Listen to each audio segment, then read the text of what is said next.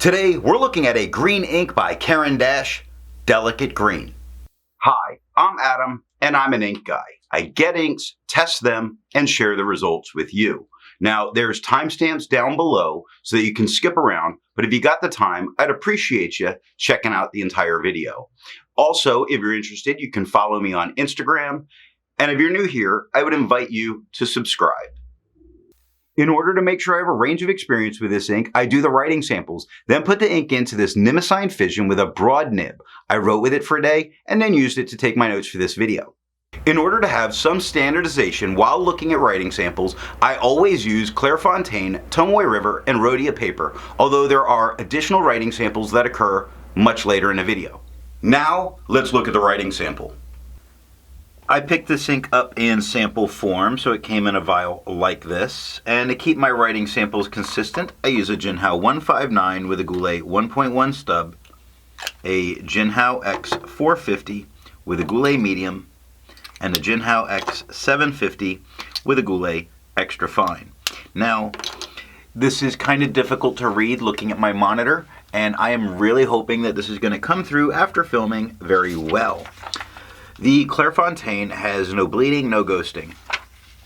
The 1.1 has no feather spread, halo sheen, a very nice shading throughout it. The extra fine is the same tone as the stub with no feather spread, halo sheen, still a lot of very nice shading. 3 seconds to dry. Medium is the same tone as the extra fine with no feather spread, halo sheen, still amazing shading all the way through all of this writing. 7 seconds to dry. Scrubby for both show great color variation, and that's what we got. Tomoe River. No bleeding, almost no ghosting. Look at that. Tells you how light this ink is. The 1.1 has no feather spread, halo sheen, or shade. The extra fine is about the same tone as the stub with no feather spread, halo sheen. It does offer little bits, tiny bits of feather or of shade in the writing. There's just little darker spots. Like look at the word the, obviously darker than the word quick. 7 seconds to dry. Medium is about the same tone as the extra fine with no feather spread, halo sheen, still some very nice shading going on. 15 seconds to dry. The scrubby for both show us good color variation, and that is what we're getting. I'm just hoping it's showing up on camera. And Rhodia with no bleeding, no ghosting. The 1.1 with no feather spread, halo sheen. It does offer some much darker spots within the writing. The extra fine is the same tone as the stub with no feather spread, halo sheen. It still offers quite a bit of shading in the writing. 4 seconds to dry. Medium is the same tone as the extra fine with no feather spread, halo sheen, a very nice shading all the way through, all the time. 8 seconds to dry. Scrubby for both show us good color variation. We do get it in the writing. I agree with Vita that we learn a lot by doing multiple chromatographies. The one on the left is done the way it's supposed to be done. I put a line of ink down and immediately put it into water for 10 to 15 seconds. And we see a very, very bright green that's pushing its way up. Now, the thing is, I actually think this is a very bright green that has a very light yellow. So I think the bottom of it is a very light yellow. We get that bright green. And then the kind of highlighter, kind of turquoise at the top. I think we've got three different dyes here, which is the reason we get so much shading. The one on the right, I let dry for 10 minutes before I dunk it into water. And it effectively looks the same, which means I'm not expecting any kind of resistance for this ink at all. Resistance tests are done to see how well this ink can be expected to perform on the page, and more importantly, how hard it might be to clean from your pen. I let the smear dry for 3 days before testing it. In this case, we're going to ignore the highlighted ash because all of that is not written with this ink. It's not written with this ink because I was expecting it to be much too light, and it was my being judgmental that caused the problem with that.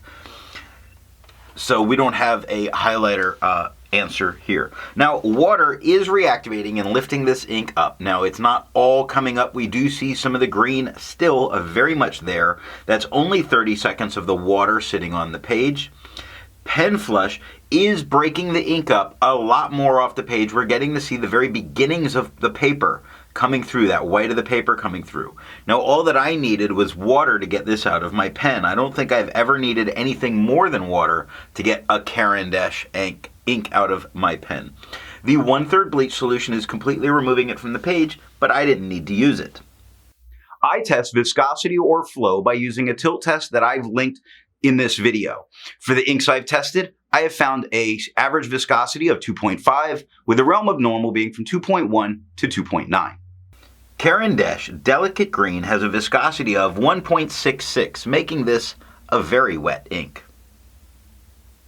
To find my average dry times, I use my writing samples. Now for the inks I've tested, I found an average dry time of 17 seconds, with the realm of normal being from 13 to 21 seconds.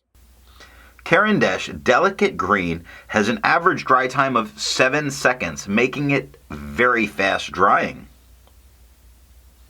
Instead of finding inks that look like Caran Delicate Green, I would prefer to find an ink that complements its color on the page. I went for a nice orange, Diamine Orange. The second writing sample is done on Nimacine Leuchtturm 1917 and composition notebook like you would use in science class. Here we're looking at the Nimacine notebooks, or Nimacine if that's how you prefer to pronounce it. We get no bleeding, no ghosting. Though 1.1 has no feather spread halo sheen, it does offer some very nice shading in the writing. The extra fine is the same tone as the stub, with no feather spread halo sheen, very nice shading within this writing. Again, 4 seconds to dry. Medium is the same tone as the extra fine, with no feather spread halo sheen, very nice shading still all the way through, with 11 seconds to dry. Scrubby for both show good color variation, and we definitely get that. Leuchtturm 1917 journal. It's good to test with this because it's a little bit more absorbent a paper. Now we get no bleeding, no ghosting. The 1.1 has no feather spread halo sheen. It definitely still shows some of the shading coming through. The extra fine is the same tone as the stub, with no feather spread halo sheen, still showing very nice shading. Not as standout as the other papers, but it's still coming through here. 5 seconds to dry. Medium is the same tone as the extra fine, with no feather spread halo sheen, still giving us the shading. Very nice, and 9 seconds to dry. The scrubby for both do show some color variation, and we got it. Last up is the composition notebooks. Now, we already know that this is a very thin paper, so you expect there to be some show through. There it's very minor because it's such a light ink. And there's no bleeding because it's actually a much better paper than people give it credit for. The medium at the top has no feather spread, halo sheen, no shade. The extra fine is the same tone as the medium, with no feather spread, halo sheen, no shade, 1 second to dry. The scrubby shows us no color variation, and we didn't get any there. And that's all that I have for the writing sample. So what do I think of Caran Delicate Green? This is a nice lighter green that does shade very well. But if I had to choose between their green inks, I would definitely choose their vibrant green. I find it that much more enjoyable. And for the cost of these, I can't get both. So what nib and pen will give the best writing experience with this ink? I found the tone to be a bit too light in drier pens, but in a very wet broad, the tone was absolutely enjoyable.